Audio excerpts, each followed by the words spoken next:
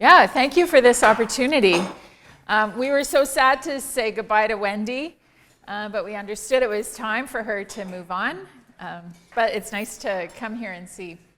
Nice to see you. We want to say a special welcome to the people who are listening to this on tape. Wow, that takes dedication, and we really appreciate it. So hopefully our stories are engaging and that you can learn something and enjoy them. So we have the butterfly pea drink that you can help yourself to. Be sure that you add lemon because then something miraculous takes place. But anyway, that's a Thai drink. It's very mild.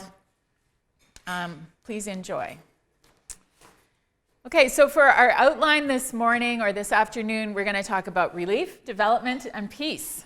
Oh, that's not too astonishing.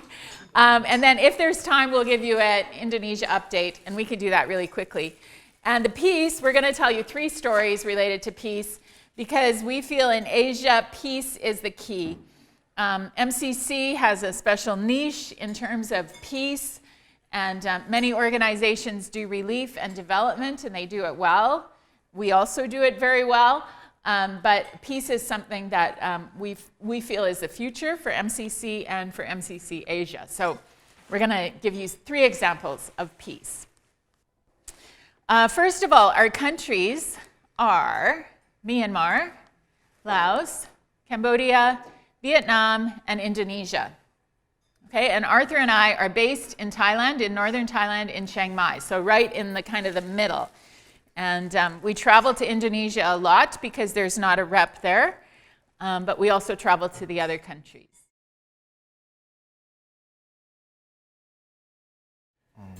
We've been here in this role for just over 2 years, and so we know a bunch, but not like everything.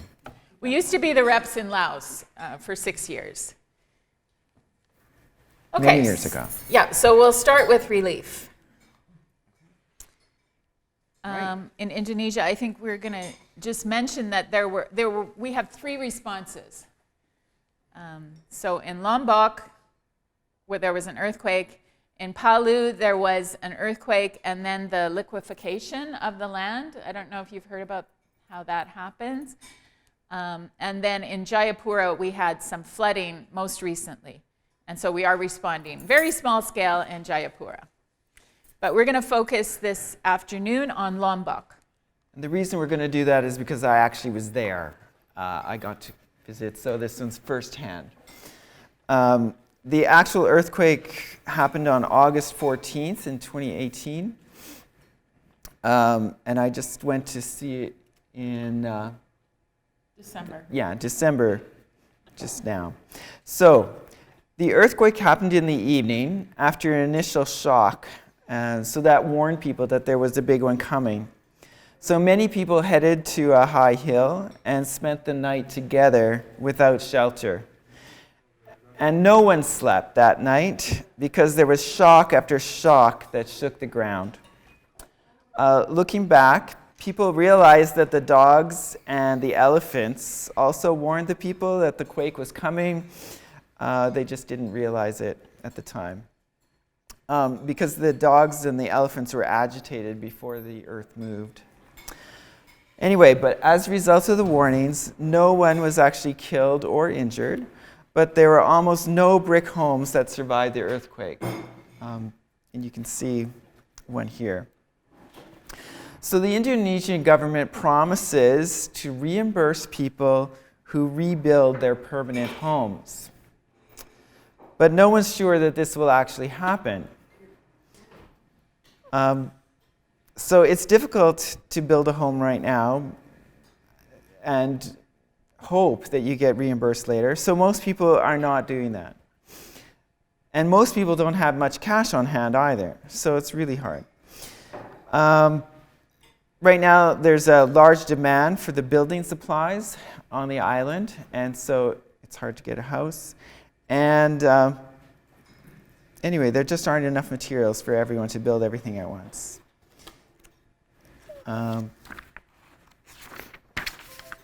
Let's see what happened. So MCC is partnering with a local disaster assistance agency called Indonesia Mennonite Diaconate Services, or IMDS, which reminds us of MDS on this side of the world. IMDS is helping 4 villages in one area, and MCC is supporting work in 2 of those villages. And those are Sangarsari and Rangsot Timur. So IMDS is helping the villagers build temporary houses, because to be eligible for government funding for permanent housing, you have to be able to show that you're presently living in temporary housing. So IMDS is concentrating on temporary housing. The owner of the house is responsible for building the frame and foundation for the house, and then IMDS supplies the walls and roofing for most people.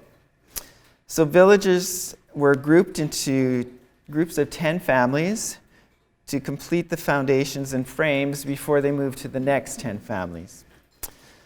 IMDS has recruited village volunteers to coordinate the 10 family groupings, and these volunteers help the villagers in doing that, but also in understanding why the first group gets to go and then the second, because the first houses go to those people who have babies, and then the ones that have disabled members of the families, and then elderly, and also anybody who's suffering from illness. So there are many local agencies, churches, and even companies that were supporting the work of MDS, so it's kind of complicated. But anyway, IMDS made a lot of temporary shelters, and not just the ones that MCC was supporting. So I got to visit several families that have completed their houses in Sangarsari. And so, yeah, here's one family. So Munawar, Windasari, and their 6-year-old son live in this shelter. At the time of the earthquake, most people were watching the Grand Prix on TV, or at least Munawar was. He was outside watching TV while his wife and child were sleeping in the house. Thankfully, there was a small tremor before the main one, so he was able to wake them up and get them out in time. So the brick house he had before was only 1 year old. Thankfully, he was able to salvage some bricks and wood, the doors and frames for this shelter, while MCC provided the roof and supports. So he chose to make a low brick wall because he's afraid of the next earthquake. Even 1 month after the big quake, there were aftershocks, and so people are constantly reminded. Munawar is afraid to make a permanent brick house with high walls. He plans to make a permanent house with half brick walls, so a little bit higher than this one. And and he thinks it'll probably take him 2 or 3 years to save up enough money to build that new house. Even though this last one, it just took 6 months to save up. And the reason is it's going to take so long to build the new house is that tourism has really dropped since the earthquake. Munawar himself was a construction worker then and still is.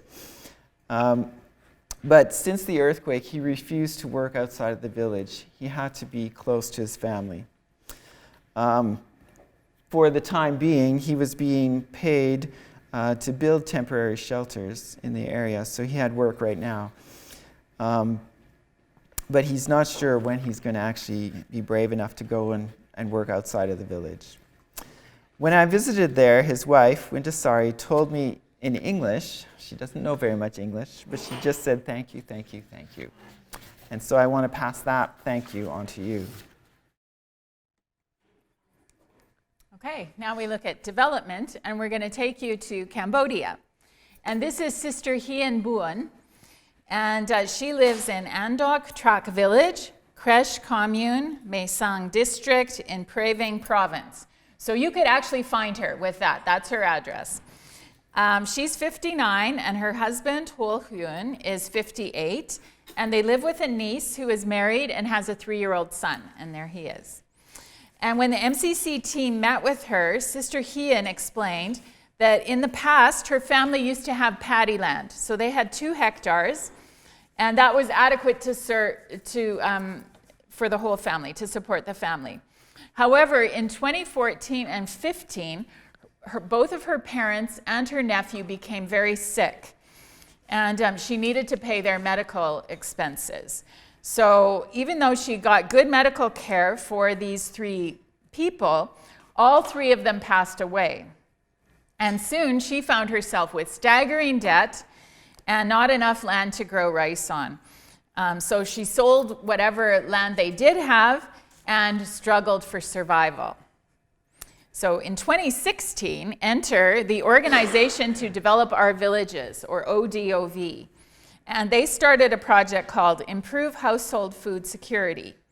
And it's funded by MCC and Canadian Food Grains Bank. And it works with poor families in Sister Hyun's community.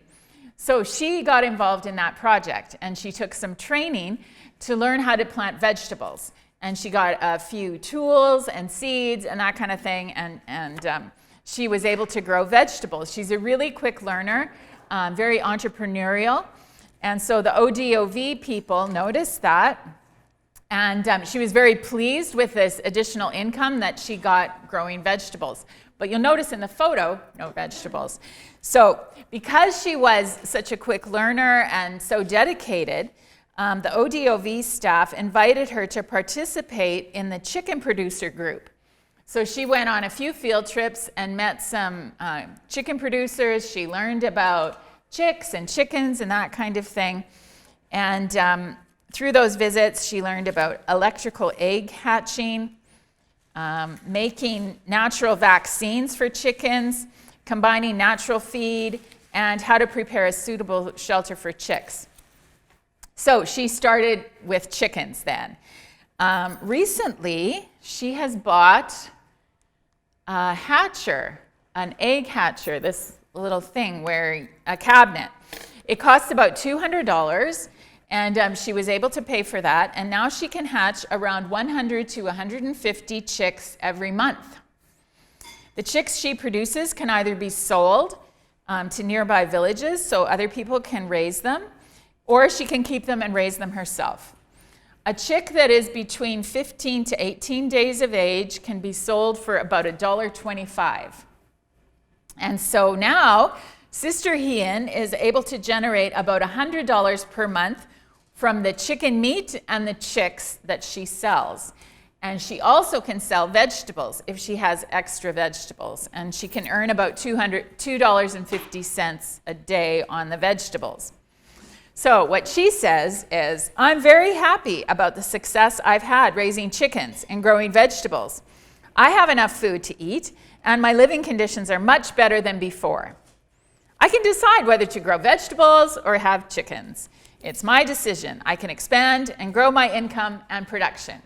So kudos to Sister Hyun, who is doing great things with the chickens. Now we go to peace. In Laos these days, there are many people moving from their home villages than ever before. One of the reasons is that the government is relocating ethnic minorities living in remote upland villages in the mountains to the lowlands, land that is already occupied by other ethnic groups. This is to provide these people with better services because the lowland villages have access to roads and electricity. Another reason people are moving is because of employment. Farmers aren't able to support themselves anymore, and the young men especially are heading to the cities looking for work. Traditionally, families stayed close to one another, and villages were relatively homogeneous in terms of culture and religion. Now villages are rapidly redefining themselves as they become diverse communities with a mix of cultural and religious groups living side by side. Each group has their own historical governance style, hierarchies, and approaches to conflict resolution.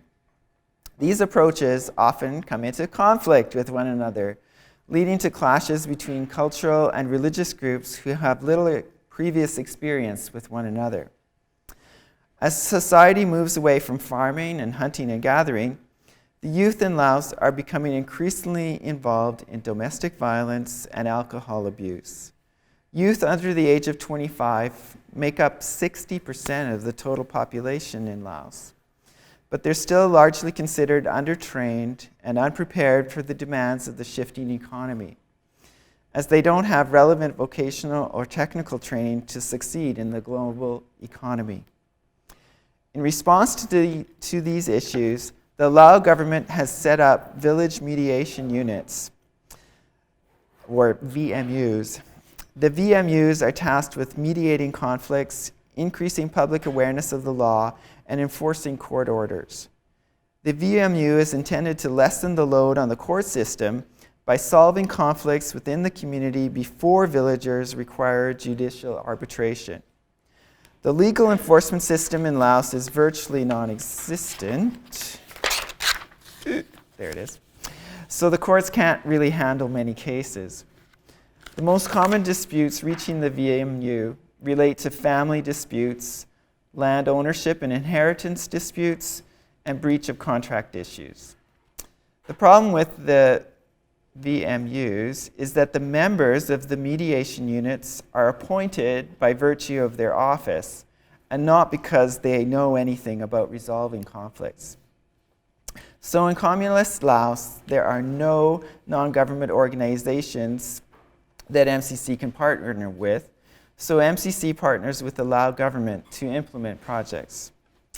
MCC is working with the Ministry of Justice in Laos to strengthen conflict resolution in the village, working at both the grassroots and the system level to strengthen the institutions and practices that support effective conflict resolution in 18 villages, which are in 9 districts in 3 provinces in Laos. So one of the participants in the training program is Mr. Putong Sukabong. He's 60 years old and has 5 children, 3 sons, 2 daughters. He owns some land in the village, and farming is his main occupation. However, he's also a member of the Lao Front for National Development at the village level, and as a result, he's a member of the Village Conflict Resolution Committee. Mr. Sukabong has been trained on conflict resolution and the roles and responsibilities of different stakeholders in conflict prevention and resolution. He says, and I quote, "I now have more knowledge and skills to follow the mediation steps and guidelines when addressing disputes in the village, and a better understanding of the roles and responsibilities of the Lao Front for National Development in conflict prevention and response. As well, I have a deeper knowledge of the history and practices of different ethnic and religious groups in Laos. I now feel more confident to address disputes in my village." And this is the kind of success MCC is looking for in this project. We can't change all the factors causing people to migrate, but we can help these people learn to live in harmony with people unlike themselves.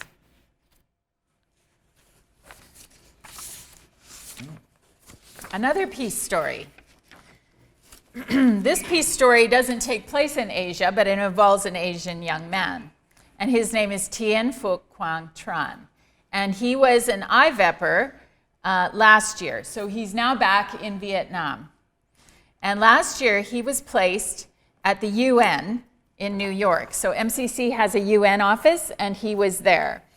And learning about all the advocacy that MCC is doing on behalf of Asia, but also all over the world. And so he wrote a piece, can you tell me the time, called The Way of the Open Palm. And I'm going to read parts of it. In Vietnam, we have a philosophy called the way of the open palm. And so it's like this. The palm facing up is a non-threatening gesture, reminiscent of a pleading beggar, or when you see someone with this kind of gesture, you don't feel threatened. It's used universally as a way of greeting, like that. As a Christian, Tien says, I'm also familiar with the image of God's open hands. When I first came to New York, he says, to start my one-year internship at the UN office, I had a reality check. At the UN, people talk about imposing sanctions on the Democratic People's Republic of Korea, also known as North Korea. And they talk about military interventions in Syria and conflict in the Democratic Republic of Congo. I was depressed. There were too many atrocities, and they were too horrific. I realized, unfortunately, that the people in power often find it easier to destroy than to build, to oppress than to understand.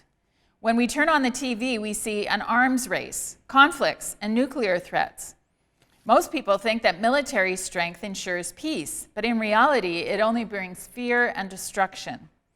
Major countries find the idea of exercising their power alluring, with power and wealth.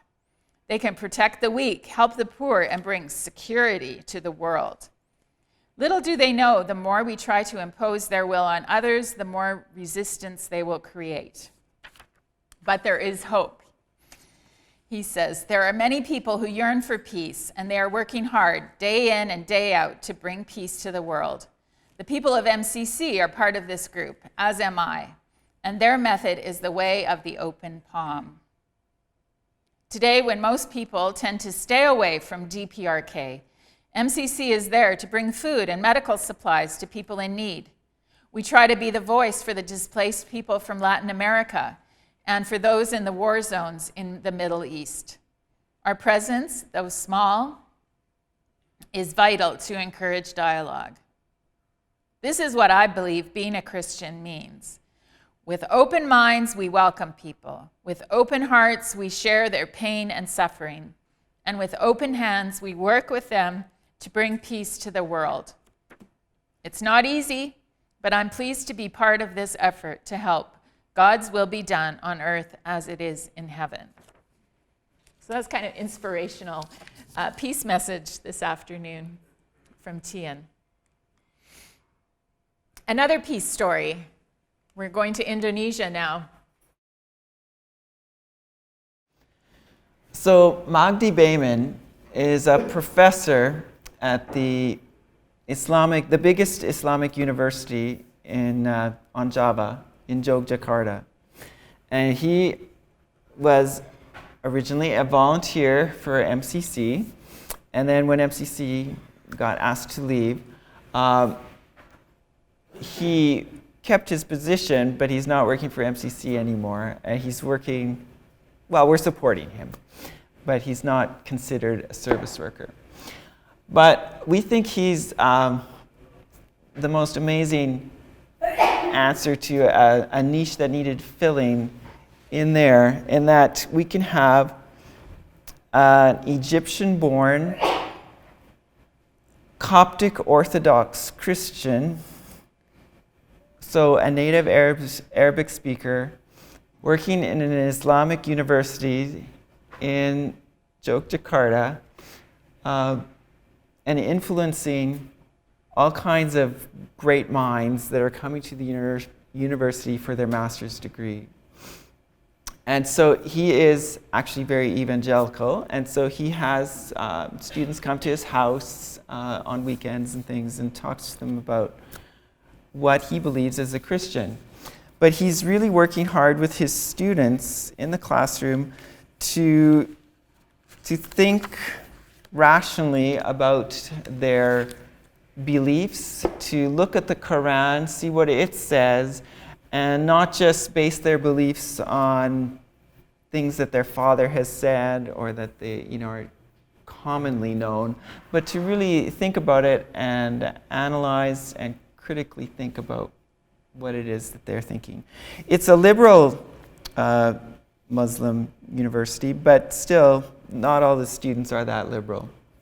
And so it's just interesting to see the influence he's having on some of these people. They also have international students coming. So he's had some people from Northern Africa that are quite on the fundamentalist side. And he's still getting them to, challenging them on their beliefs and getting them to see the world in a slightly different way. And so we're really, really happy to have somebody like this. And they're very happy to have somebody because nobody in Indonesia actually speaks Arabic. They've learned Arabic from the Quran and they can read the Quran, but they don't actually understand that much. And so he's a real asset to the university, and we're really pleased to have him there. As you can see, his boss, Nur Heidi, is there with us, and he's very pleased also to partner with MCC in this way. And so we think it's a really great way of promoting peace in the long run, and we're influencing some of these people that were likely to go on to bigger and better things after they graduate. So it's the future. Okay, so that kind of wraps up the main part of our presentation. We can give you a quick little look at Indonesia. I know I can do it. Okay. 1 minute? Yeah. Okay, so Indonesia. We were kicked out in 2016, around June. You have 2 weeks to leave. It was after we had applied to get recognition, register with the government. Our registration was in process for 11 years. Yeah, okay. This is the Indonesia management team, so 4 people who are running the MCC program in Indonesia right now. Arthur and I are considered the reps in Indonesia on paper, but these are the people that run it, and we lead them as we are also area directors. So we don't have a lot of time to be reps for them, but they do a lot of the work. So what happened after we got kicked out was that the 3 Anabaptist synods, so these 3, it all means something. It's like alphabet soup in Indonesia. But there are 3 main Mennonite synods or conferences on Java. And they got together, which, if you know Mennonites and how we work all over the world, sometimes to get these groups together is a big step.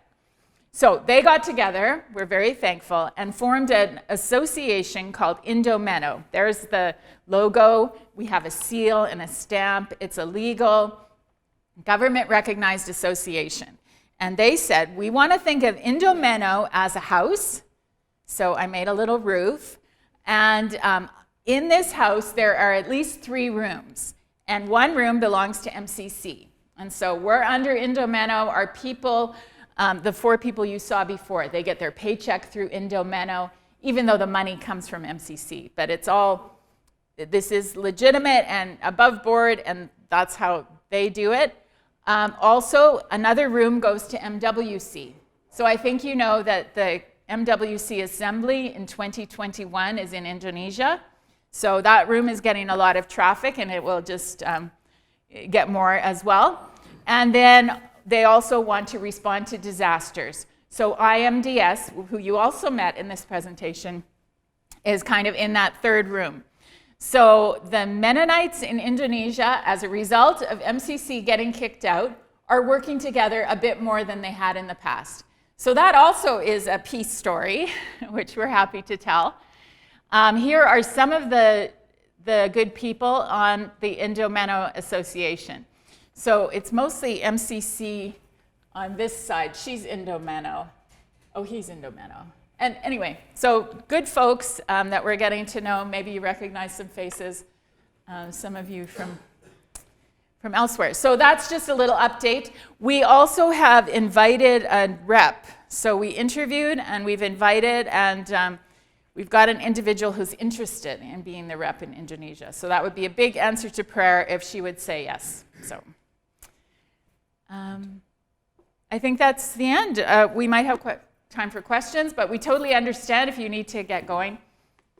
Thank you for your interest and for your support and the work that you do. We know that we could not do what we do without you. And so it's a good partnership. We're happy to feed you stories and information if you feed us money and other good things. So thank you so much.